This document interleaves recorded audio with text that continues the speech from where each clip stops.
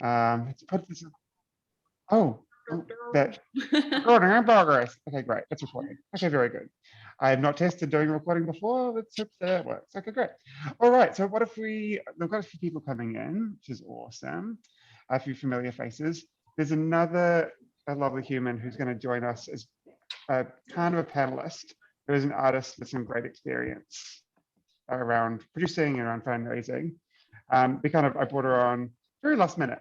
So it'll be a bit of a chat, an ongoing chat as to how she's going to contribute, but we'll make it work, and it's going to be great. So what if we start with Lily? If you want to start, would be great.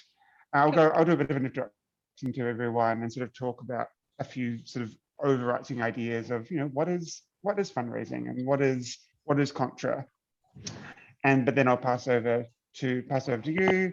And then maybe we'll go through to you, Margie, if that's cool. And then based on that, Jess Ducey, who can come on at the end and fill in some gaps if there are any there that she can speak to. Does that work okay for you? Yeah, I'm just going to quickly run grab a glass of water. I'll be back in 1 second. Go for it. Actually, I might even bring in Jess. I'll bring in Jess now before the others. Cool. Hey, Jess. Hey, how are you doing? Pretty good. Pretty good. Thank you so much for reaching out. And sorry, I didn't get back to you until after you got back to me half an hour ago. What is that? It's all good. You offered up this great resource. I'm like, oh no, I forgot. But I just got your email. So identifying and mobilizing your crowd, reward base for other styles of crowdfunding, marketing comms, maybe some tips and myth busting. Great. Okay, cool. So I feel like, also, I should introduce you to the room this quickly. So the only people in the room at the moment are a lovely panel. We've got Lily and Jennifer, who are from Boosted, who are going to speak to crowdfunding. And Jess, you've had experience with Boosted, right? You've run campaigns through them before? Just in partnership, and we hosted some of y'all's. I used to work for Pledge Me, and so back when Boosted switched over their website, we temporarily hosted some of your campaigns. While you were down for the summer. Yeah, totally. That was before both of our time, but yeah, I do remember being. Okay. Yeah. So I left Pledge Me in 2020, so I've been gone about almost a year and a half. Yeah, and I interviewed for probably one of your jobs. A while back, but it was full-time. I didn't want a full-time one when I was thinking about jumping ship at Pledge Me. But yeah, so I can talk about just crowdfunding tips generally, like regardless of the platform, I guess, and how to just get stuff going. And I guess you two can talk more about how Boosted works specifically and like the support you all provide, because I know that's a lot more intensive and bespoke than most other platforms because you're specifically artsy. I've never been called bespoke before. That's amazing. That's awesome. So what might work? Well, I think will work is if you kick us off, Lily, and talk about Boosted and crowdfunding as a whole, and then I might come through to you, Jess, because then you can reference what Lily has talked about specifically from an artist's perspective. That sounds actually from running a campaign. Cool. That's also what's going to connect well with the artists in the room. And then we'll go through to the amazing Margie. Margie, I'm so sorry, how would you like me to introduce you? Margie. Okay, great. Hi, Jess, how are you?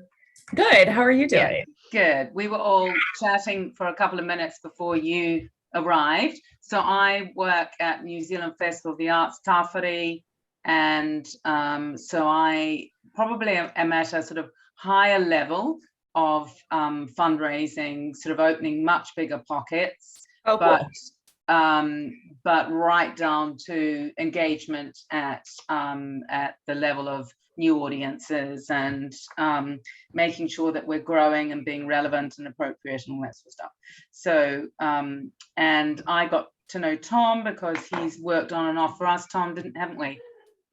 Yeah, no, I worked with you first in 2018 and 2016. Yeah, so I was on the board there for 10 years, and I said to the group, you need to do this, and they said, well, you come and do it. So I said, okay, I'll come and do it. So, You're a legend. that's what I'm doing. Yeah. Thanks so much, Margie. Does Tim know you're here tonight? I can, or I let him know. What's that? Does Tim know you're helping us out tonight? No, I haven't spoken to him. That's right. Well, I'll give him a shout. Like, Maggie's Yeah. amazing. I mean, he knows because you're Yeah. your best friends. Okay, great. So let us get into it. We've got a little crew that are coming in. Let's bring them on in. But also, first of all, thank you so much for being here and doing this. I really appreciate it. You're all stunning human beings. And we'll have a chat. We'll have a little catch up at the end if you're free to stick around. Otherwise, I can give you a call tomorrow. All right, let's bring in some artists. Woo woo! I love doing it on Zoom. For some reason, I enjoy doing it on Zoom almost more than in person. More people can kind of get involved and get stuck into it. Hello, everybody. How are we doing? Feel free to yell out. Feel free to yell out. Make a cacophony of sounds. Make some sounds. Get in there. Make some Hi. Make some sounds. I should preface as you're coming in that we're recording the session. So feel free to put yourself on mute. Feel free to turn your video off if you don't want to be part of that recorded outcome. Totally fine. And then if you'd rather not be as part of it altogether, totally fine. We're recording it so we can send you the workshop later on. But just a quick heads up that we're doing a little recording. Oh, someone's stuck in the waiting room. Vicky from Ghost Show. Ghost Show is a queer ghost love story, which I am very much looking forward to. And they are in the room now. Awesome. Maggie, it is so nice to see you in human presence. Hello. Hi, hello. Hi. Oh, that's a beautiful voice. Who else have we got in the room? I've got Phoebe. Oh, I've got Bevan. Oh, cute. Bevan, so engaged. The amazing Nigel McIntyre. It's also Festival of the Arts. Nigel, you know Margie very well. Yeah, hey, kia ora. Hi. All right, so sorry we're a little bit late. Artist friends, we're just getting together and chatting to our amazing panel before we kick off. But I'll start us off. Kia ora, hello, it is me. If you've not, it is me, so bold. If you've not met or seen me before, my name is Tom. I'm the artist and venue manager for The Fringe, and you will have received many of my emails. And thankfully, you are the amazing humans that read them, which is why you are here with us tonight. So stunning. So this is our third workshop as part of our artist development program. And obviously the first one we had was around Kākano, a bit around producing, and then tomorrow we're running one around marketing. And today is all about money. Money, fundraising, sponsorship, how to help support your production and your independent practice through financial support. Obviously in Fringe and in independent art, it is always a struggle bus to look at what's ahead of you and think about the people you want to pay and all the art that you want to create, and not necessarily having the bottom line that you can do to support it. So basically this workshop is a bit of an introduction to different avenues where you can find that funding, where you can look for ways to support your art. It's important that you're looking, it's really important you're looking at multiple different places, because we're in a COVID environment. You could be looking at one particular area and then very quickly that disappears. And also with their increased need to be flexible and the increased need to be on your feet comes with an increased need to have multiple funding avenues. So you can pivot when you need to. But I won't ramble too long. I think, I'll just admit people as they come in. Lovely. Hello, amazing Laura Bruce. Hello. We have an amazing panel with us today. And I'll introduce them now. And we have the amazing Jennifer Matthews and the amazing Lily, whose surname I've forgotten. I'm so sorry. I hear from Boosted, who are an amazing crowdfunding organization who have been working with artists for years, helping them run fundraising campaigns. And they're going to take you through basically what a crowdfunding campaign is and some key tips and skills to make that crowdfunding campaign as successful as it can be. I know, having run them myself, I know it can be really daunting, and it feels like you're going out and they go, oh, well, I'm asking more of my friends for money, and I'm asking just my families for more money again. So what's good is to learn about the ethos of what a crowdfunding campaign is and some ways where you can engage with it, that it's not so scary. And you know, you're really just connecting to the people that already want to support you. You're just giving them the avenue to do that. But we'll talk to that much more thoroughly.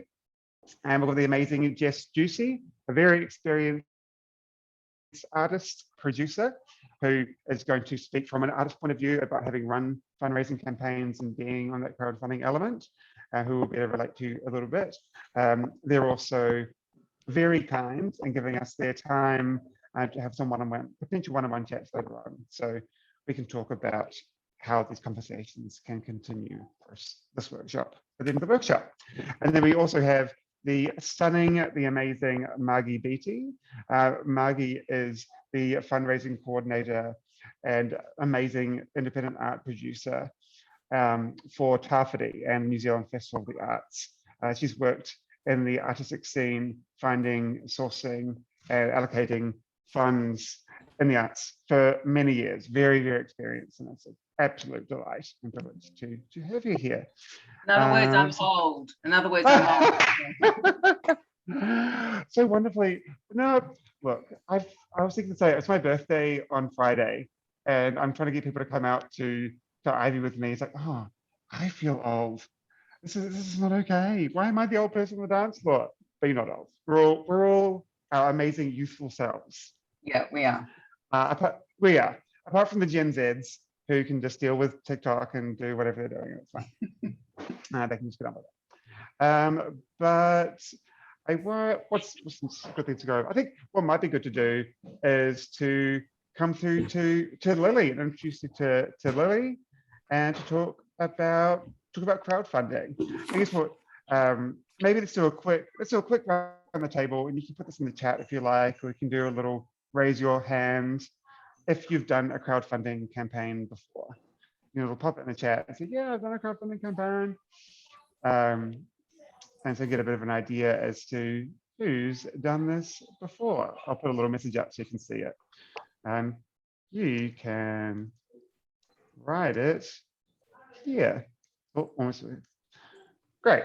Feel free to chime in during the workshop and send questions there. And then toward the end of the speakers, we can field questions from that chat box. But I'll quickly introduce you to the amazing Lily. Hello, Lily. How are you? Hello, kia ora everybody. Thank you so much for having me here tonight. I'm Lily. I'm the coordinator at Boosted, and then we've also got Jennifer in the room, who's our producer. She's tuning in from Portland, Oregon, which is quite far away at this point, but she'll be in New Zealand soon. So I'll be, I've got a wee slideshow for everyone just to give you just pretty much a general overview of what a crowdfunding campaign on Boosted kind of entails, and some key tips, with kind of the premise that if you're looking at Boosted for funding, you just come and speak to us. So we're always here and available to talk. And yeah, what I've got for you tonight is kind of just a general rundown of how you'd get started to use Boosted as a as a way of funding your work. So I'll share my screen if I'm ready, if that's all good. Go for gold. Thanks so much, Lily. Go for it. Hopefully it should let you. Yeah, no, it's all good. Okay, great. Phew. Can everyone see that? Amazing. Perfect. So Boosted. Boosted is we're a crowdfunding platform. We are pretty much, you know, some crowdfunding platforms that you may have heard of are like Kickstarter or Give a Little or Pledge Me. We're another crowdfunding platform, but we exist just for the arts in Aotearoa, and we're funded by the Arts Foundation, which is a privately funded trust that exists to support artists in Aotearoa. That's the sole reason why we exist. Crowdfunding campaigns on Boosted have an 86% success rate, and we have an all or nothing structure. Which means that you have to set a time frame that you'll be live for funding to fund your work, and you have to set a funding target that you want to meet in that time frame, and you have to achieve that target in the time that you set for yourself, which is actually really what makes crowdfunding work. It can make it slightly daunting, but yeah, it works really well. Boosted is completely not-for-profit and privately funded. The only thing that kind of might end up costing you money down the track is the 10% booster fee, which comes off the final amount that you raise on your booster campaign. So if you are, funding for a certain budget of a project, just make sure that you put the 10% booster fee on top before you run your campaign so you don't cut yourself short. And it's totally donation based. So every donation that comes through Boosted is tax deductible, and your donors can receive a 33% tax credit, which is really awesome. And it also means that it's purely no rewards. So people are supporting you for the project that you are creating. You don't have to kind of like offer a free t-shirt in return or anything like that. People are just donating to support you in your creative mahi. Really briefly, some stats. We get a lot of fringe artists fund through Boosted. We work with a lot of them one-on-one. To date, Boosted has funded 1,300 successful arts projects. We've raised over 9.3 million for the arts in Aotearoa, processed over 88,000 donations, and the highest funding target was $300,000.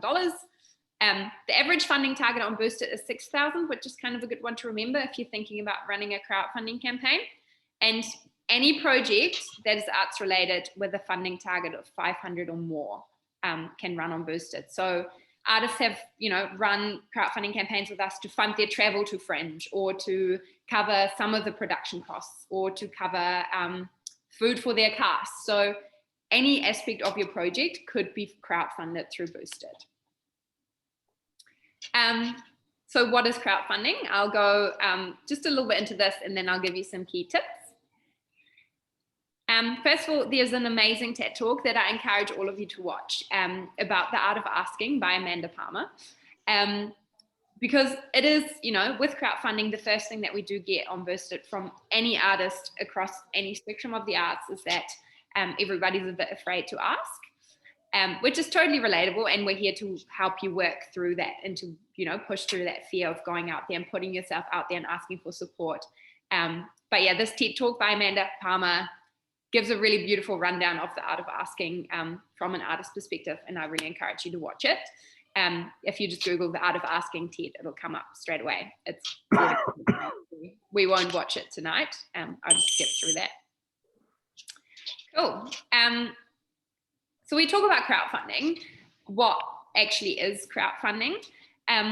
One thing that's really key to remember is crowdfunding is an exchange. If you are going out to a community to help you fund your work, remember that your art is what you are exchanging. You are giving back. It's also a really powerful tool, and I go into this a little bit more. And essentially, it gives you a chance to build community, promote your work, and it's a marketing crash course. And really important is that it can be part of a bigger funding puzzle. So you could always, if some funding falls short elsewhere, you can always think about running a booster campaign to bulk it out, to make sure that you are able to produce a project or a show to the extent that you want to produce it to. So I'll take you through some steps of kind of like how you'd actually do it. If you are going to run a crowdfunding campaign with Boosted, the first thing that you do is you'd register your project. Boosted is a website, in case I haven't mentioned this yet. It's www.boosted.org.nz. We're very generously privately funded through Chris Parkin. It's super user-friendly, really easy to run projects, and you just jump on there and click the little create a project button to let us know that you're looking to crowdfund. The second step would then be that we would put you in touch with one of our mentors. At the moment, Boosted is a two-man team. I run it as the coordinator with our amazing Boosted producer, Jennifer, who's on the call as well. And then we've got a Dunedin-based mentor as well. And we work with every project one-on-one to help you line your project up for success. So it's all about giving guidance on crowdfunding and making sure that projects are successfully funded and you have that support all the way throughout. And we guide you through this process of project planning, which entails quite a bit, but quite importantly, I think as well, it requires time. And obviously with the Fringe Festival dates being set, just, bringing your attention to the timeline that we do kind of recommend is that you allow at least or approximately 4 weeks for preparation. To really do your planning. Crowdfunding campaigns are all about planning and planning out your communication. We also recommend that you're live on Boosted for funding, so live and accepting donations for approximately 4 weeks. So allow about a month for the Boosted campaign to actually be live. And then your payment is processed within 2 weeks. So that's quite a quick process. From when you submit your invoice, within 10 working days, you'll have the payment in your bank account. But just take note of this time frame. Allow at least 6 to 10 weeks for the actual process to start to finish. And keeping in mind that you want to have some time to promote your Boosted campaign as well. You don't want to do this in a really, while you're on stage performing as well.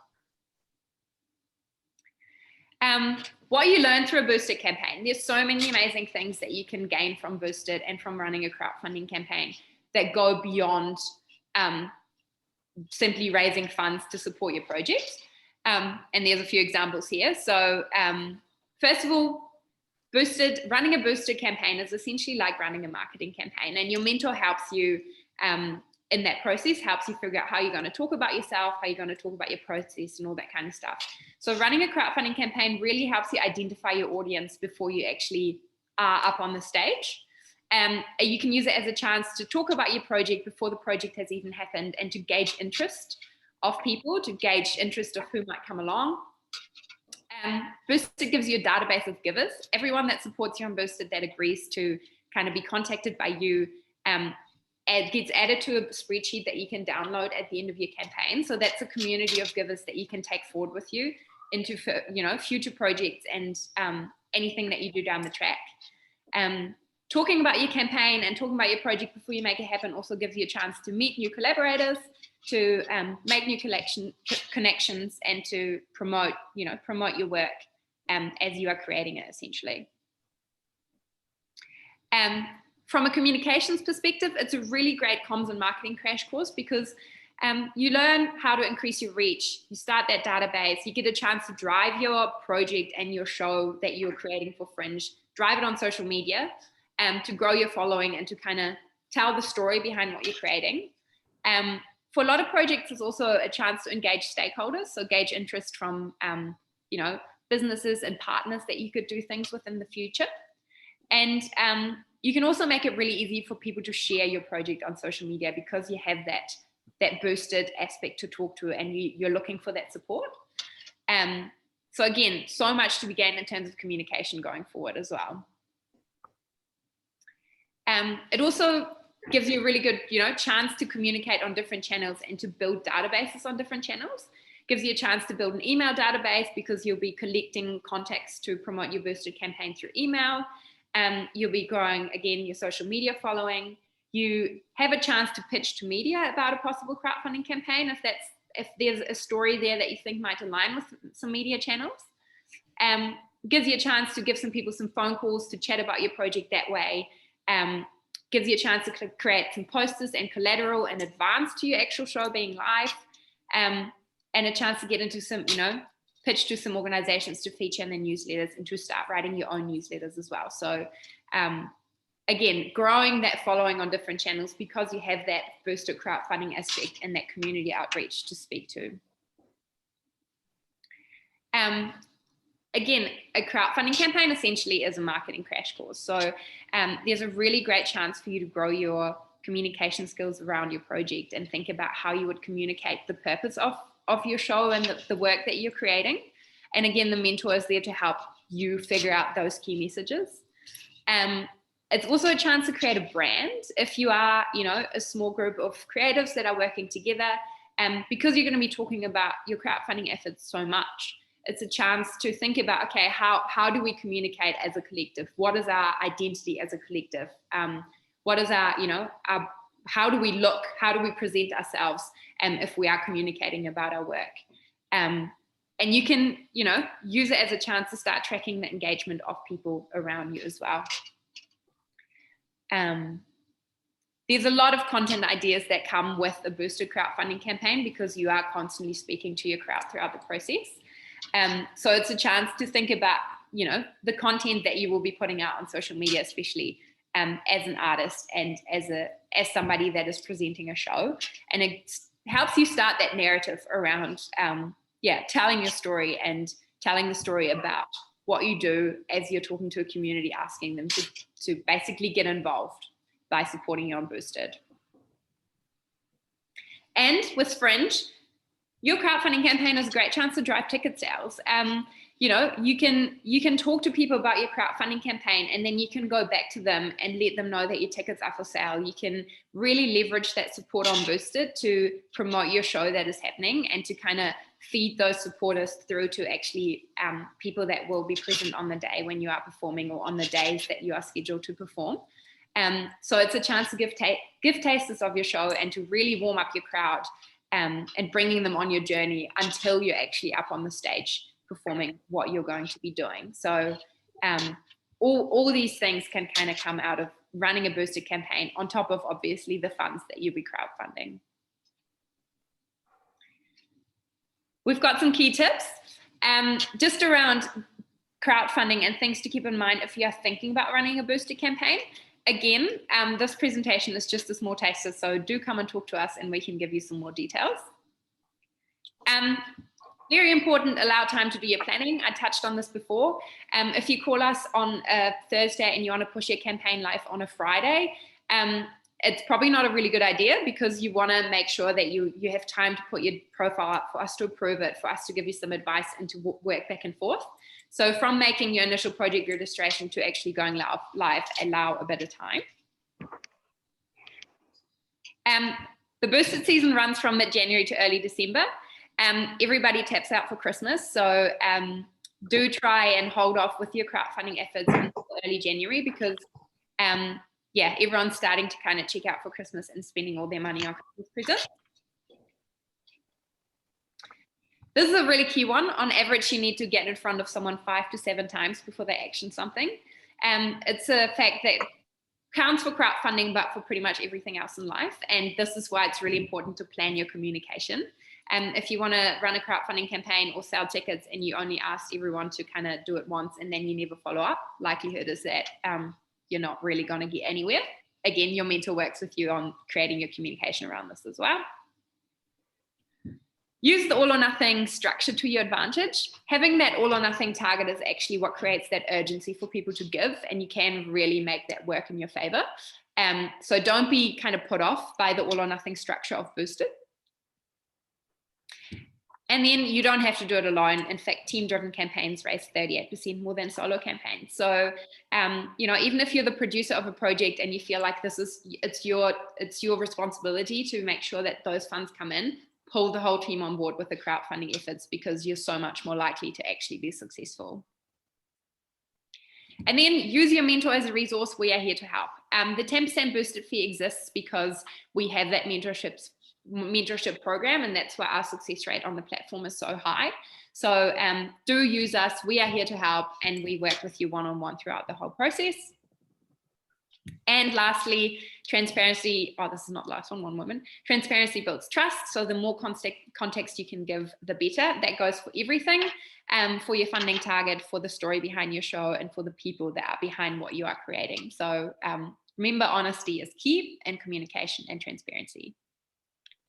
And then remember to thank your crowd. As people support you, and as people come to your show, or as people spread the word about your crowdfunding campaign, or just about what you are doing as an artist, always remember to say thank you, because it can be quite easy to get caught up in the hustle and bustle of it all. And then ultimately, crowdfunding is an exchange. So say thank you, but do remember that your art and the work that you do is the reward, and you are giving back to a community by creating what you are creating. And it is a reward in itself, getting to see the work that comes out of the hard mahi and the crowdfunding that you do to bring it onto the stage. If you want to know more about Boosted, jump onto our website. We've got a whole lot of artist resources. You can have a little browse of previous projects to find out more, or even easier, just flick us an email, and we're always so happy to jump on a phone call and have a chat with you, and kind of kick it off from there to help you fund parts of your project, or ways of getting to and from Fringe, or anything that you might need to bulk up your funding on that side. So yeah, that's essentially it. Our email address is kiora@boosted.org.nz. You can find us on social, boosted.nz, or just have a look at the website and contact us through there. And yeah, we can just kick it off from there and be in touch to help you fund parts of your work.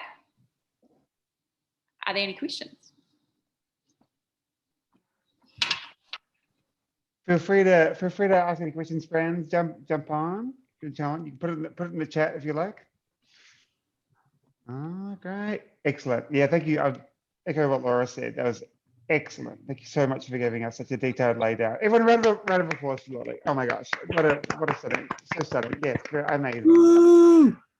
I guess something that I would extend on is that that you're not doing it in a bubble. Like, especially if you're in a collaborative group and you're the producer, yeah, absolutely get the rest of your team involved and get them stuck into it. I would say use Fringe as a community to your advantage as well. I think we all know that telling your own connections that you need the support or you'd like the support is hustle, and it's important hustle, but where you can support each other and other groups is also really great as well. If you see a show that's particularly different to yours, or maybe it's got some shared themes that you feel could do with support that you would like to support creatively, and then support the Fringe community, tell your followers about it as well. Because then if you're doing that for each other, it's another level of good marketing to get more vision behind, getting your brand to in front of more people. And that's something we'll cover a little bit more tomorrow in the marketing workshop, the idea of cross promotion. But Boosted and doing crowdfunding campaigns is a great way to really tangibly support your community. We've got one question from Bevan McCabe for you, Lily. Is this completely separate from Creative New Zealand? Yeah, absolutely. So as I kind of said at the start, Booster is completely privately funded by the Arts Foundation, which is a private charitable trust to support artists in Aotearoa, funded through philanthropy. We occasionally partner with Creative New Zealand on certain campaigns, but Booster is a completely separate thing and not government funded. So, which is why there's no kind of reporting requirements on, funding with Boosted, and it is for anyone and everyone in the arts that wants to fund a project can fund with us. We don't really have any criteria. It just needs to be arts related. Amazing. And that ties in really well to a question from Maggie, which is, do you have to be a New Zealand citizen to run a Boosted campaign, or just work in New Zealand? No, you don't have to be a New Zealand citizen. We have had kind of like, for example, international campaigns, like people from overseas that have come here to create a show and they're crowdfunded. The key criteria is that it needs to feed the creative life of New Zealanders in some way and kind of fit into the arts of Aotearoa in some way, shape or form. And it's always kind of, if you're not quite sure, just come have a chat with us and we can figure out whether it kind of fits with the criteria or not. But yeah, as long as it's arts related and you're here to kind of involve Aotearoa's people in the arts, then you can crowdfund. Amazing. Thank you so much for that. That's great. I've got a question, Tom. I've got a question, Tom. Lily, just a small one. What happens if you don't reach your target? Are you able to extend your campaign? So, for example, you might be coming up a few days before the end of your set time, and you're going, "Oh gosh, I'm not quite there." Is there a tool that you can extend your target? And that you mentor on that?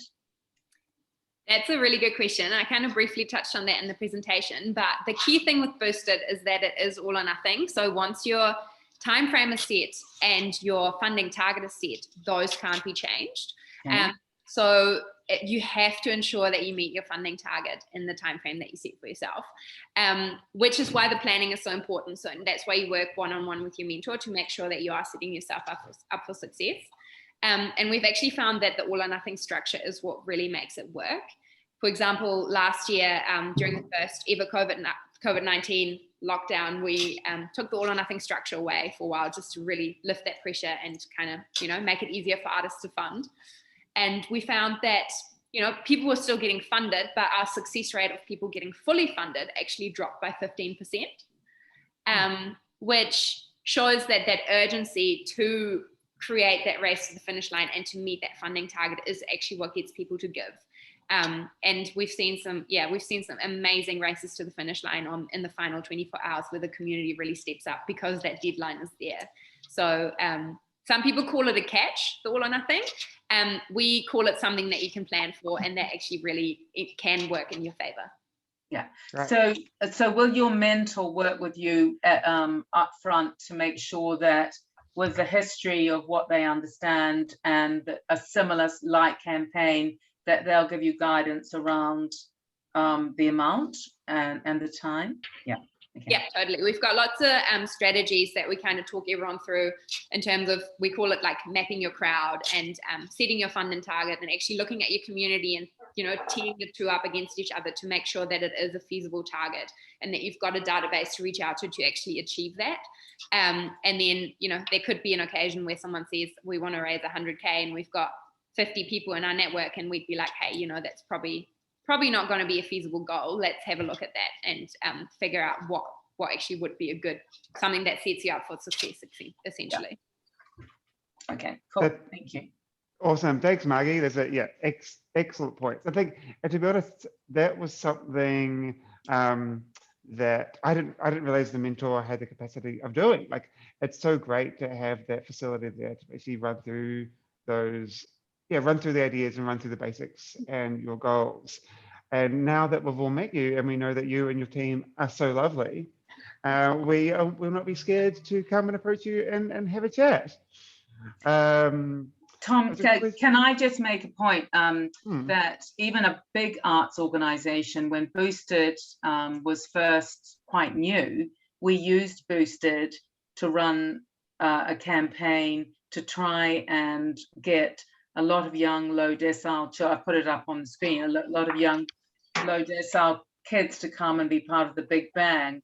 And we raised 25 grand to do that. And then Jetstar understood or saw it, and they then matched it with all the airfares to 25 grand. And that was right at the beginning when Boosted was pretty new. And so even us on behalf of organizing bigger arts events, we thought this is such a cool thing, and the call to action and the compelling nature of what we were trying to do really resonated with people, and made a big difference. So right from the beginning in 2016, I think we did that. Yeah, it was fabulous. That's great. And as match, I mean, that's a question for Lily as well. I've seen match funding campaigns before. Do you have any recommendations as to good people to approach through match funding campaigns, or is there any kind of set idea around that? Yeah, totally. Well, the match fund model is, so essentially the match fund model is, if you've got somebody in mind that you think will back you with a chunkier donation that you could approach to support your project with kind of like a larger set sum, then that can be set up as a match funder on your Boosted campaign. We can go into this more detail as well when we talk to you one-on-one, but essentially you can leverage a larger donation to give somebody the opportunity, show that they're publicly sponsoring you, and to be kind of like a key funder that then matches donations from your crowd as they come in. So you'd have, for example, with, I don't know, say Jetstar wants to give you $500 towards your project. We would get in touch with Jetstar, invoice them, they'd give us $500, and we would load their donation into your Boosted campaign. That would then sit at the very top of the page. They'd get a branding opportunity, so they could publicly show that they are in support of your project. And then when your campaign launches, you go live for funding and you start putting the call out to your crowd. And as your crowd donates to your campaign, their donation is double dollar for dollar out of that fund from Jetstar. So it's kind of like that sponsorship is unlocked dollar for dollar by your crowd. And it's something that we can talk to you about in more detail as well. It's just a way of leveraging kind of the sponsorship model and using it to build momentum on your crowdfunding campaign, essentially. And I've kind of had it, we've had people, for example, match fund themselves. So they said, hey, I've got $10,000 here. I want to show my community that I'm putting my own investment into this. I want to show that I've saved the money, but I need my community support. So they'd put some of their money up as a match fund under their brand, and then get their community to make donations to kind of like double what they've got. So there's and there's really great opportunity to pitch to businesses and to pitch to people in the arts and organizations to say, hey, we're running a crowdfunding campaign. Will you support us with $1,000 as a match funder? And you can give them all the benefits that come with it as well. So that's another thing on Boosted. And again, something that we can go into more detail as well when we talk to you one-on-one. That's really great. Awesome. Thank you so much. And that works really well with what we're going to be talking about soon with the amazing Margie. She's going to talk to us more about approaching others and connecting with other organizations and people to raising those funds. What I want to just quickly throw to our amazing Jess Ducey. Hello, Jess Ducey. Hello. Jess, you're obviously, I'd love if you could please tell the group a little bit about your background as an artist and producer and your experience with Boosted. That'd be great. I'm only lightly an artist and producer, but I have been a fundraiser for many a thing in my day. I spent 4 years working for a different crowdfunding platform in New Zealand and helped a lot of campaigns fundraise in a rewards-based model. I used to write grants for a dance organization in Washington, DC.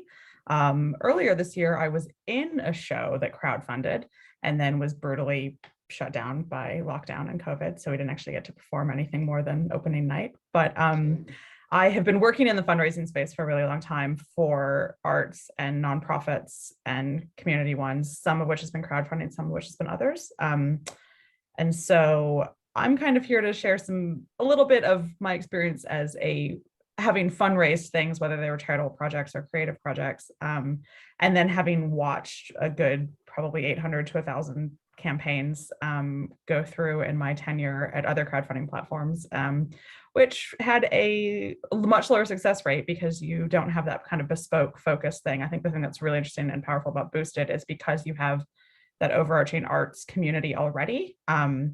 There's within that community, you have people who kind of already understand what it is you're trying to do, whereas in a more generic or like larger platform that's trying to be all things to all people, you have to do that initial work of like, this is an arts project. This is why arts projects are important. This is why you should be interested in that. Whereas within Boosted, you have everyone there is already invested in the arts, which I think is the kind of really exciting part. And then also the one-on-one bit where you're specifically focused on making creative works rather than trying to crowdfund anything.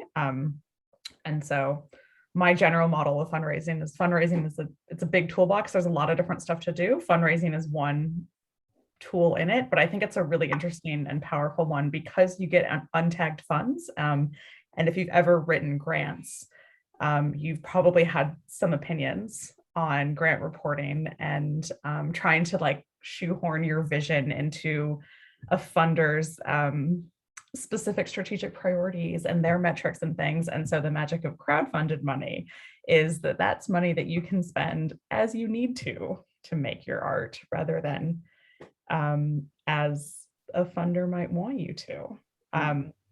So yeah, I don't know if Tom, if you want me to talk a bit about just some other tips out of fundraising that are basically just going to build on Lily's, or if Margie wants to go first. I'm probably most useful as a question asker or answer, but happy to chat about some other tips and things that I've seen that really just kind of reinforce what Lily's talked about. But yeah, over to you if you want me or Margie to go first. I think while we're in the crowdfunding space, I think we'll stick with your amazing stuff if that's okay. What would be, what are some top tips that you've seen amazing? So a couple things that kind of stuck with me out of Lily's bit is I think the most important lesson that I learned from, or like that I kind of watched people learn and shepherding through the project, is that fundraising is work, and crowdfunding in particular is work. And most people come back with, oh, that was more effort than I thought. It's also more rewarding because then you get that kind of one-on-one of seeing what your art means to people, but that only works if you actually put in the labor. And so I think an important thing to be thinking about is actually the bulk of the work of a crowdfunding campaign is both before and after it. The time when it's actually live on the website is the least intensive part of it, all the planning and all of the prepping of your crowd and what are we going to do, what's the message we're going to talk about, what's the kind of vision we want to share with the world. All of that happens before, so that by the time you go live, that's actually the smallest bit. I mean, it's kind of a lot like making a creative project in that like the time that it's on the stage is a very small chunk of the amount of work that goes into making it. So I think that's really important to think about. And literally everyone I've ever seen crowdfund, whether they succeeded or not, was like, wow, I should have spent more time planning. And even if they thought about it for a year. So you can literally never start too early. You can start too late and you can have a really bad time. So I think that's a really important thing to think about, is the sooner the better. And I'm really glad Lily mentioned the timelines, because yeah, no, it's impossible to raise money over Christmas. This country shuts down. We take summer holidays. No one's going to give you any money because no one's checking their emails. No one's going to know that you're asking for money. And I think that kind of extends to also thinking about timelines in and around the rest of your crowd. So whether it's arts or not, but if there are other things you can leverage, I mean, does your birthday conveniently fall during your campaign? Can you go out to your family with a, hey, this would be a great way to celebrate my birthday? Is there another holiday that you can leverage? Is there some kind of event? And thinking about that timeline. And then also in the context of, for your crowd, do school holidays fall in the middle of it? And is your crowd going to be wrangling children for a week and not paying attention to your campaign? And so thinking about kind of where your campaign falls within a broader timeline. But the most important thing to start with is like, don't bother over Christmas. There's no money to be had. A good exercise that I used to make people do, and that I think is very valuable, and I think Lily started to touch on this, is with your example of the campaign that wants to raise $100,000 and has 50 friends, is do those maths. It feels kind of soulless, but think about, okay, if we need $5,000 to mount like the most basic version of our show, and we have, we each have this, our last show, we had 100 people buy tickets, and maybe there's another, like we each have 20 family members, and you do the math on how many people you can actually reasonably expect to give you money, and crunch some numbers on. So in my time at Pledge Me, you saw, I think more than 75% of campaigns had fewer than 100 pledgers. And the average pledge was usually around like $20 to $30.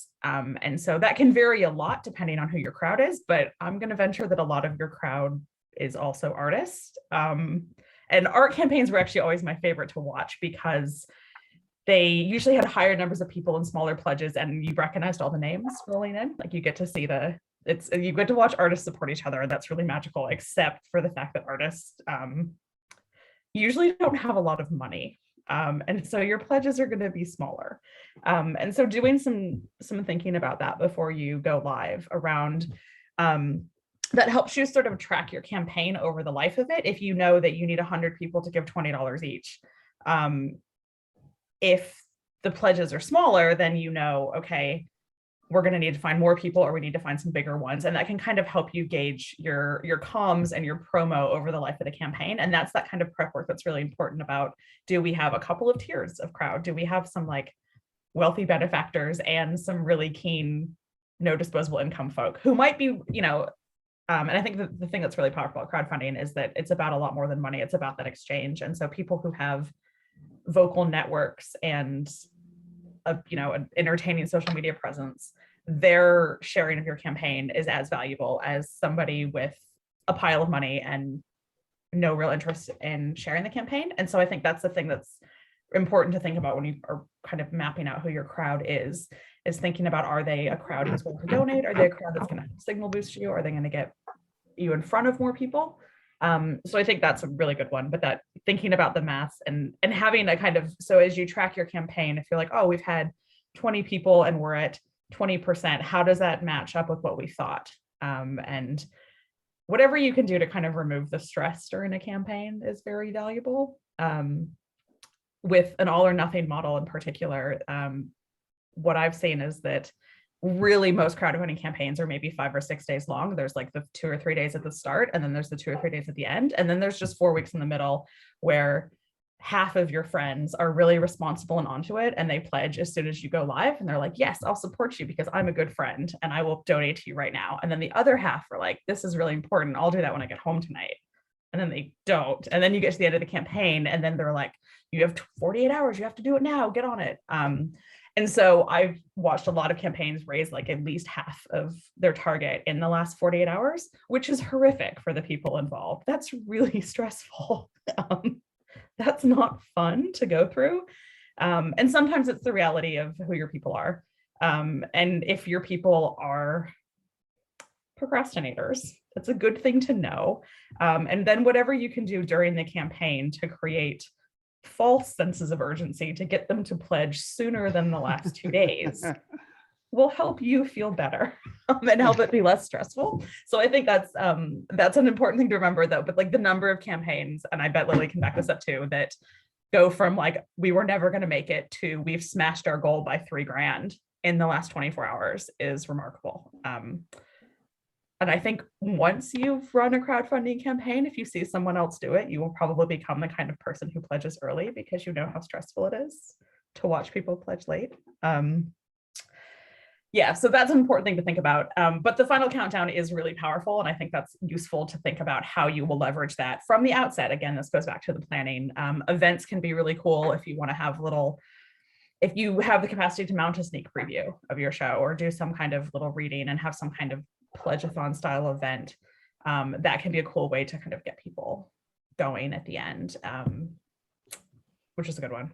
Think about yeah, I guess it's finding ways that you can create these opportunities which don't involve spending money as well. Yeah, and that's where like rewards-based crowdfunding seems like a good idea at the start, but then if you've ever tried to organize t-shirts for something, you know what a nightmare it is to like organize sizes and colors and how complicated and how much time it gets. And once you paid for the t-shirts, you've collected $2 per person and you've spent 47 hours trying to ship them out. And so if you are offering rewards, it's really important to think about rewards that are experiences and added value and not tangible things that cost you money and take away from the money that actually goes to your show. And so this is where things like pre-selling tickets or like VIP tickets or things that get you behind the scenes or get kind of experiences or like give people credit and acknowledgement can be really valuable.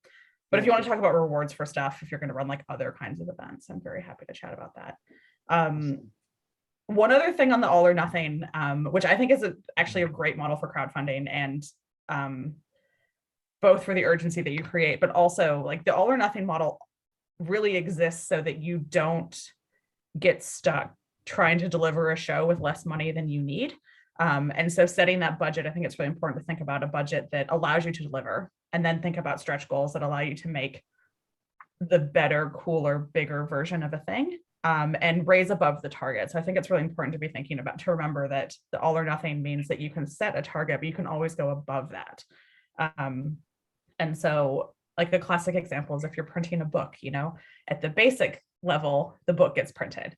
At like a certain stretch goal, you get the color illustrations or the like beautiful embossed cover or the higher quality paper and that kind of thing. And thinking about how like, what's the minimum you need to get this show off the ground? And then what helps it get further and further. And then incorporate that into your planning and comms so that people don't see that, oh, they hit their target, it's great, the show is happening, but continuing to keep that messaging up around, okay, now we can pay artists like closer to the time they're actually putting into this, so we can pay people something that resembles a living wage. And being really transparent about your budget, I think, is really important and talking about what you're covering. I've seen campaigns run with basically like a public Google document or a Google spreadsheet of their budget is where other stuff is coming in, to kind of see like, this is where the crowdfunding element is going.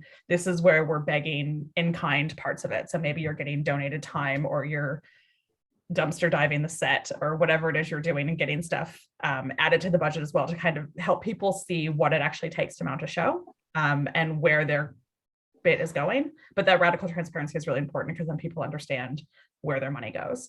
And that's where I think where the trust comes from. And that's what crowdfunding is based on. So it's a trust model. And that's what I think makes it really cool, is that there's been a lot of research around like what happens if people don't deliver. And actually like crowdfunding campaigns that don't deliver on their promises are so rare. And they often are the ones that accidentally got like too big for their britches and got really weirdly viral. But the ones that stay small and within their community almost never let their crowds down, because the crowd together kind of trusts the people to deliver because they know what they're doing and they know that they've presented a realistic vision. And if they have a clear plan, people will know that that's feasible. I love it. Yeah, so I mean, that's kind of my like extra bits of tips, but I think the most important things to remember is that your crowd is also, the crowd who actually gives you money is always smaller than you think it is. And so be careful with that, like, oh, we have 700 Twitter followers, and if they each give us $20, we're rich. They're not all going to give you $20. Yeah. And I think that's in a lot of campaigns, the number of people, like watching people go back through the list, they realize that, or even talking to like the people who pledged to a campaign, you'll see that they feel like they know you. Some of them actually know you. Some of them are your friends. Some of them have maybe seen your work before, but there's almost always like a 0 to ½ degree separation of people who know what you're doing and believe in what you're doing. I think in Boosted, you because you have like a kind of core arts crew that can go a little bit wider, and you will just find some like general patrons of the arts who are like, that one sounds cool, I'll chuck some money into it.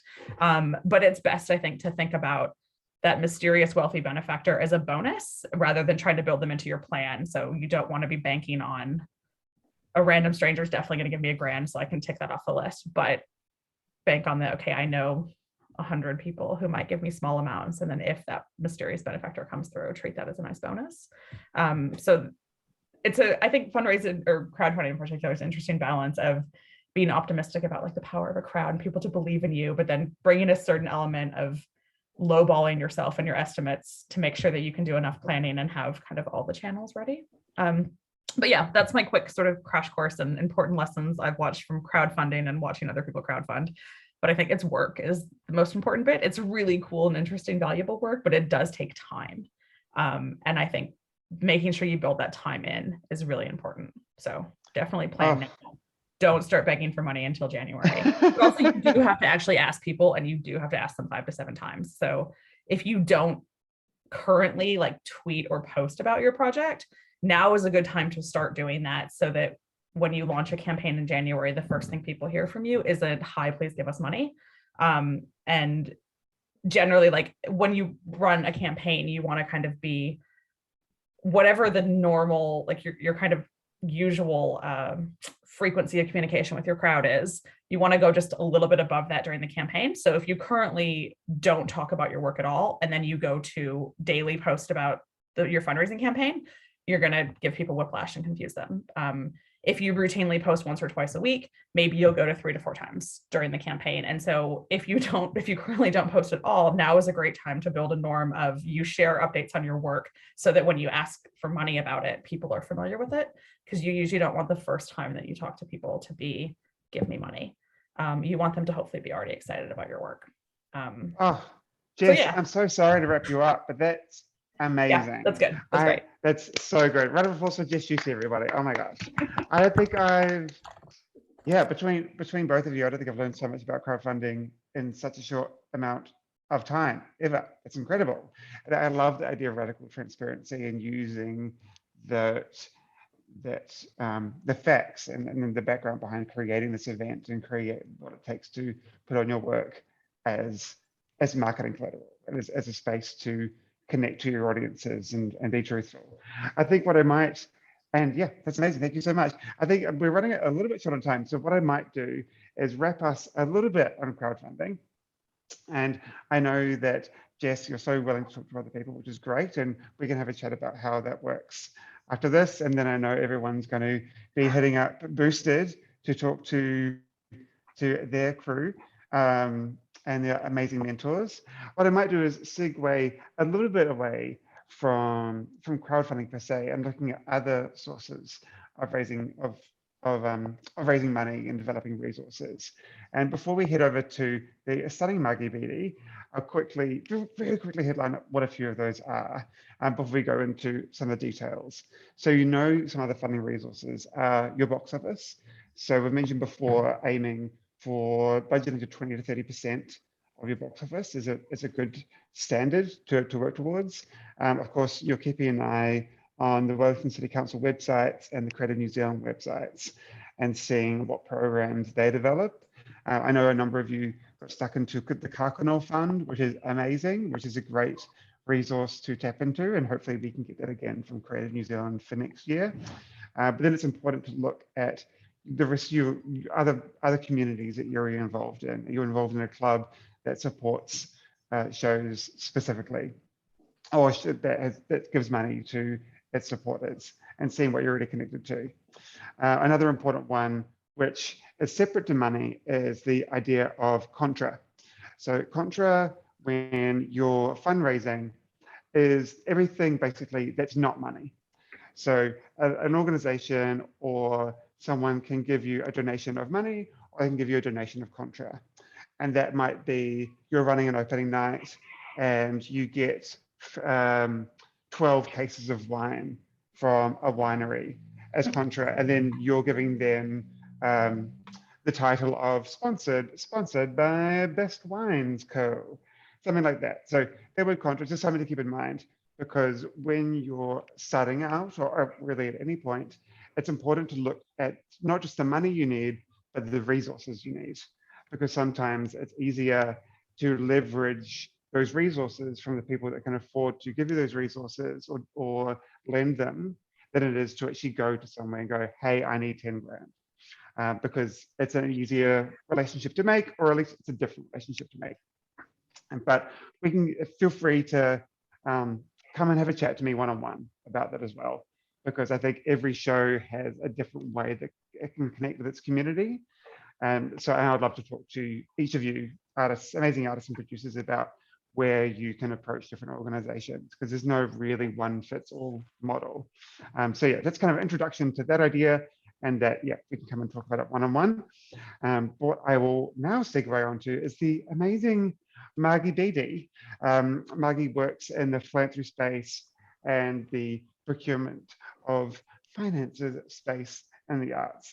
And what I'll quickly do is bring her on. Margie, hello. Kia ora. Kia ora.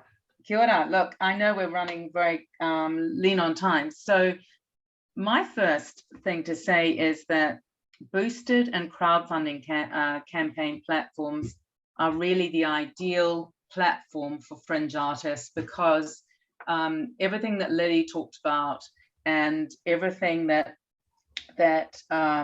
also our other guests talked about were, Jess, were absolutely so important for an artist like you, because what they do is develop you, your brand, your vision, your capability, your marketing, your thing. And it's done in a way that is mentored, it's structured, it has deliverables, and it couldn't be more ideal.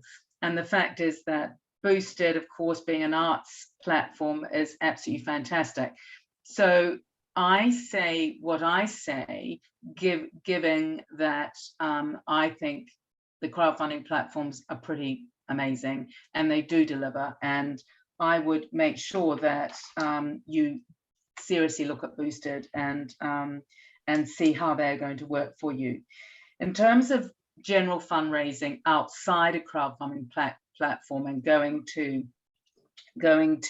companies or individual philanthropists, individual donors, it very much depends on your network, who you know, where you live, what your understanding is of the companies they work for, the individuals, and what their vibe is.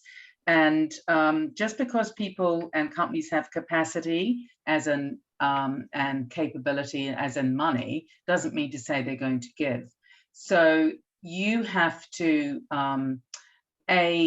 understand what your brand is, you have to understand your vision, you have to have your own personal, very strong key elements of what you're trying to achieve.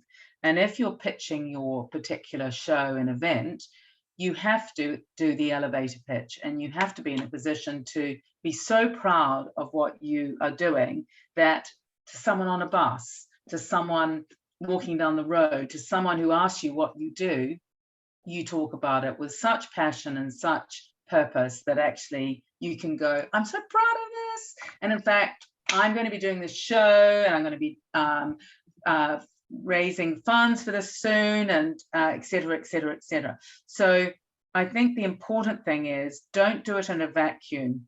Understand that you are your best marketing, and that being able to talk about it. And if you're a performer, you should have that ability, because you're going to be able to articulate it, you're going to be able to perform it. So I would say, get your shit together and know who you are and what you're doing. And that's from an articulate pitch point of view, and then translate that into an email pitch. So have something that within a very short couple of sentences, you can describe what you're doing.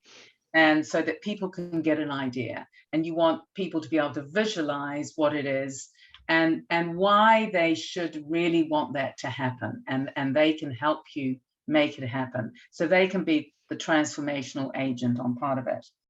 So get your act together and articulate it, write a short email about it. And what's the best way to approach an organization or a donor? That's what one of the questions that Tom asked me. There's no right way, and there's no wrong way, but there are better ways than others. Wouldn't you agree, Jess, and also Lily? Sometimes you think, oh my God, if they'd only rung me, rather than giving me this ramble, or not approached me in a way that I'd like. So I think the word donor-centric is a word you need to consider, and both the other lovely women would understand what I'm saying, is that you are in a domain of someone who, and you have to play the game like they want to hear it. And so in a way, if you have a personal introduction, or you know this person, you ring them. And the personal introduction may be, Tom, I'm a friend of Tom's. He has suggested that I ring you. Do you have 2 minutes to have a chat now? So it's that sort of thing. If you don't have the introduction and you don't know them, then you go to the next level, and you find an email, you do a proper heading, and you make sure that you capture their imagination within the first couple of sentences. So I think it's really important that you think, how would this person like to be approached? And craft it accordingly. They don't want long diatribes about it. They want a pithy pitch. So again, the elevator pitch. How do you describe it? How do you do it? It's like when you go to somewhere and you're meeting someone for the first time. How do you interest that person in you? You talk about things that might be of mutual interest, that sort of stuff. So it's an engagement. And so don't be nervous, just put your best person forward, your shining, fabulous, exotic performance personality, and give them a little bit of a taste of what they might see, I think is really what you want. So there's no rules, just think about making sure, if I was in that person's shoes, what would I want? Hey, Margie, I must Sure. go, thank you so much. That's amazing. And I hate to interrupt you, but I'd love for some context. I'd Sure. love to know a few of the things that you've done, a few of the events that you've supported, and very, very briefly, yeah, what that looks like and how you've gone about that. Right, as a producer? Yeah, as a producer or as a philanthropist, whichever Okay. just Okay. ideas of what that looks like. Okay, so I produce and collaborate and curate visual art exhibitions, getting artists together, because by themselves they can't do it, or it's too vulnerable for them and too difficult or whatever. So I provided a platform for that, and that's called Have Something to Say, and Tom's helped out with that. And I did it because I love visual arts, I love the creative vigor, and I wanted to help people do it, but not take away their skill of actually making an attempt, but actually mentor them in it, so that when they've had one experience, they might come back for one more, but otherwise after that they'll fly. So it's getting people together, like-minded. You create a show that might have 5 artists in it, and then you, for the opening night, make sure that each of them invite their tribes, and then you've got a wonderful collection of people, and it's quite a vibe, isn't it, Tom? Yeah, such a vibe. It's an amazing image. Such So you a really vibe. bring them together. So suddenly, with a collective group of people, suddenly it becomes more of a vibe. There's more a compelling call to action to buy the artwork, to make a decision, to get on board, to whatever. And of course, in getting people there, you create create an alluring invitation, you make sure it's clear, all that sort of stuff. So that's one side. The other side is that that I'm a patron to the Festival of the Arts, I'm a patron to the City Art Gallery, and I'm not someone that has significant resources, but I'm someone who really values what that does. And so I do mine on drip feed. So I never have the chunk of money. I'll always look for the options, which are, can I pay that over time? What does that look like per month? Oh, yes, I can do that. And then you might say to yourself, well, I can do that I'll try that for 2 years and see whether that works. And then you get that real purpose that actually you're helping the ecology. And that won't happen probably earlier in your life, but later on, it's something that actually fills you with enormous pride and soulfulness.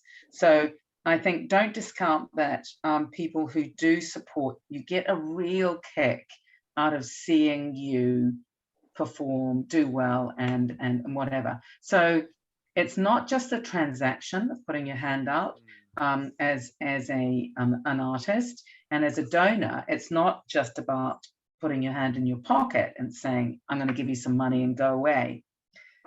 People generally want to be along for the ride. They want to generally be along for more than just one transaction. So open up yourself. And when you're having discussions with potential donors saying, this might be the first of what I hope is one of many things that I'm looking forward to doing, but I'm going to take baby steps and make sure that I put my best effort forward and do this. And I'm hoping that if you enjoyed it and liked the experience, that you'll come along with me and bring others to join in, or encourage them to support other artists.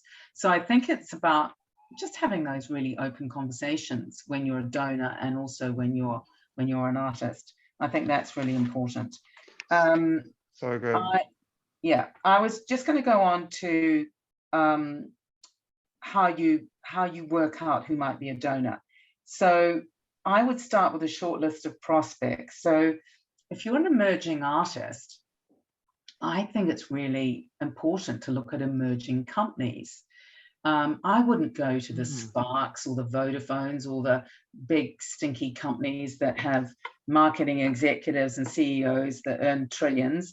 You want to get in with real people who are emerging, they're struggling, they're still finding their way, and you want to start having conversations with them and a bit of brand alignment. So if you like what these people stand for and you think, what a cool idea, I would buy that, or I would do that, then actually, if you really think that product is cool, Fix and Fog, lovely, peanut butter, and now they make all those things. If you're an addict to those things, you think, I think that product's so cool, I'm just going to ring them and see whether they have any budget for emerging artists or whether they are interested in doing anything. So don't think, because you don't know whether they sponsor anything or partner with anything, don't write them off. Think, oh, I like the look of those people, let's do that. So I think a really good idea, if you're a Wellingtonian, is to look at the Gold Awards and look at all the emerging companies, look at all the companies that are in Wellington that fly under the radar, you have absolutely no idea about, you've never heard of, or some you have. Profile them, get to know them a bit, get to understand what they're doing, and then make a short list and say, that's an emerging company, gosh, they won the most innovative thing, that's so cool, they've got people who are really clever, so they might be really in for the ride with actually your emerging art and your emerging ideas. So I think don't look big, because they're going to want something entirely different from what you can deliver. But if you know someone that's in a major organization, that's different. But if you don't know them, I wouldn't do it. I would try and get people that you can bring with you on your journey, and that you can start small and emerge. And I would absolutely do a crowdfunding campaign without doubt, and I would use this other platform as your icing on the cake, as something that you're saying to them, I'm not going to put all my eggs in one basket. I'm doing this because I think it's really important. I can use some of the similar skills that I'm putting in here and all the campaign that they talked about at Boosted and all those things. You can translate them across to this. And if you snag 1 or 2 people on that prospect list who come along with you for the journey, you can, as Lily said and as Jess said, you can look at adding them as a matched fund or someone that might be looking after some aspect of your campaign. So I think it's really important that you diversify your approaches and you make sure that it's just not one thing or another. So, and just be so proud of what you do that you're a walking, talking marketing campaign for how fabulous your event's going to be. I think is the really important thing. Tom asked about how do I put quantitative and financial amounts against my event. You've got to drill down on the fringe. You've got to get their history and their wisdom.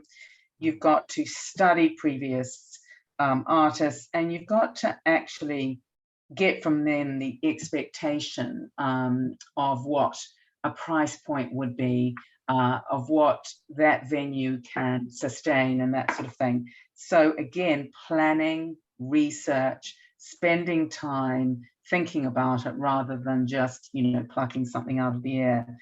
So consulting the fringe, using them as your community, right from the beginning, setting yourself up for success. The last question that Tom asked was, do companies or people donate money as standard, or should I stick to negotiating resources for contra? You never know until you ask. And so people fly below the radar. That's individual givers. Companies fly below the radar as well. So some people might consider that they'd support you, but they don't want recognition. Some companies may support you and say, well, I really like your idea, but don't want to tell people that we're doing that because we don't want other people to come and ask us. So the motivation for some people may not all be around profile or promotion. It might just be around the fact that they think you're cool and they really have a young nephew who's into the arts and saw the difference that it made, that support was for him, and they'd be keen to do that with someone else. So I think when you're asking for money, don't be scared to share a little bit of your personal story and ask people for their story back, because you never know what lingers behind. One of our biggest patrons that I had no idea, and he was a platinum patron, paid $9,000 a year and would get these tickets to go to our shows. I had no idea that he used to be in the Players, and he was someone that loved performing in theatre. All I knew him was that he was someone that, in fact, had this business that did X.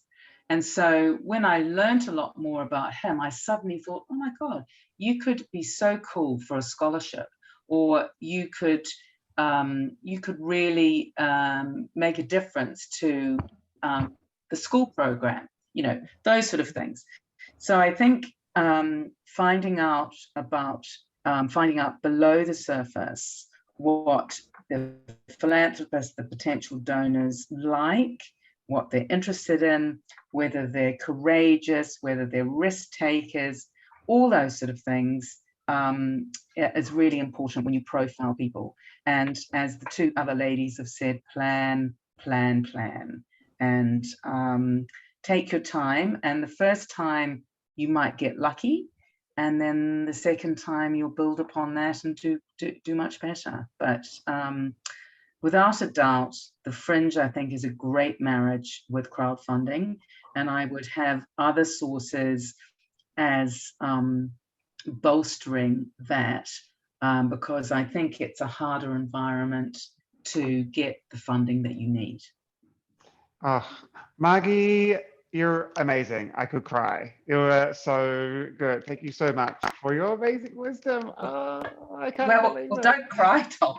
I'm gonna cry. Look at all the No, notes I've taken from anyone else.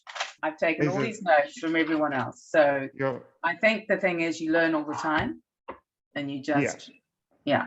And the arts is a huge community. And that's why Boosted is so cool. And Jess said this, is that she'd worked for these other platforms and obviously is extremely knowledgeable and, you know, a real sage in fundraising. But if you've got a crowdfunding platform that is solely around the arts ecology, you're already within the fishbowl. So yeah, and I know from working with Lily and her mates and her colleagues, they're so onto it. They're so good. onto it. Yeah, in terms of that level, in terms of that planning and all that, the work that happens before the campaign, like Jess mentioned, use that resource, like talk to the team. They've seen so many campaigns go through and so many campaigns not work. And so, yeah, use them as a resource. Just like friends, come talk to us all the time. Call me. Use the human resources that are there because they want to help you. I suppose the last point I'd say is that when you're doing pitches, normally you'd be doing them orally or you'd be doing them by email. What's so great about crowdfunding is you've got all those beautiful visuals. And so getting your visuals and getting that sorted is gold. And so even if you have a little bit of a media pack and something that you can send people that just whets people's appetite, I think that's what people want, is they want flavor and color and understanding, a little bit of a taste of what the experience is going to be. Right, and we're going to be, and it's a great segue into tomorrow's workshop, all about marketing. So we're going to be talking about developing those media packs and how to whet those appetites of audiences and to build that show knowledge up for potential funders and then for people that are going to come and see your show as well. Well, I'm going to wrap us up, but can I just get Margie, thank you so much for that. Pleasure. Your insight is absolutely incredible. Maggie, it is not an online option. Maybe. Actually, I'll think about that. We're going to, at the very least, we're going to record the one tomorrow, like this one. So the information will come through. But again, one more amazing round of applause for our amazing panelists who came and gave us all their amazing time and thought. I really appreciate your time. I really appreciate all you amazing artists who have shown up tonight to get involved. It really shows that you're here and dedicated to this process. And as a fringe person, I really appreciate it and love it. And please come and talk to me anytime. Let's have more chats to talk about your show. But yeah, I'll leave us there. We'll see you for who can make it live or who can come. I mean, I'll try and get it live streamed tomorrow. We've got this marketing workshop on tomorrow. I'll be sending around the recording from tonight as well, so make sure to listen to that. And yeah, we'll see you. If you're not, hopefully we'll see you around soon. Stay in touch. Much love. Yay. Thanks, you. Tommy. Thank you so much. Thank you so much. I will. All right. What I might do is I'll be in touch. We'll be in touch. To amazing panelists, I'll give you a shout soon. You too, Jess. I'll give you a shout really soon. Cool. Thanks again. Nice to meet you all. Good luck. Nice to meet you guys. Give us an email and we'll help you set everything up and guide you through the process, no doubt. Yes, Boosted. Yes. Yeah, Boosted is great. Hit them up sooner rather than later. Hit them up. Hit them up. Thank you for the advocacy tonight. Really appreciate it. You're amazing. Pleasure.